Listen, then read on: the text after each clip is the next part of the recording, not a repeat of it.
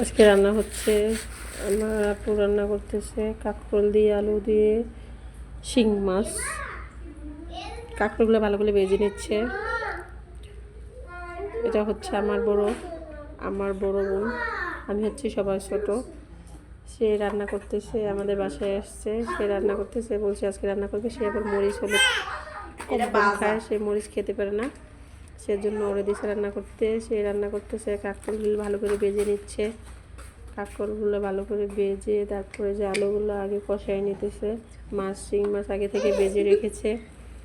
এখন সব একসাথে কষানো হচ্ছে, ভালো করে কষানো হচ্ছে। কষানোর মধ্যে হচ্ছে খাবারের টেস্ট, ভালো করে কষানো হচ্ছে।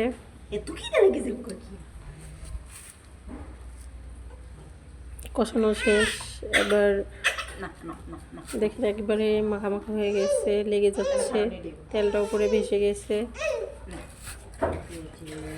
এখন পানি দিয়ে দিব, পানি দিয়ে মাছ দিয়ে দিব, মাছ দিয়ে তারপর কিছুক্ষণ জাল করার পরে যখন শুকায় হয়ে যাবে তখন তারপর পানি দিয়ে দিলাম, পানি দিয়ে মাছ দিয়ে দিলাম, করে ভালো করে জাল করে নিব। যখন ভালো করে শুকায় যাবে তখন আমরা নামাই নিব। এখন দিয়ে দিছি, দেখেন হয়ে গেছে, খুবই মজাদার হয়েছে। ওর হাতের রান্না আসলে মজা, আমার মায়ের হাতের রান্না, আমার বোনদের হাতের রান্না অনেক মজা, ওদের রান্নার হাতে জাদু আছে।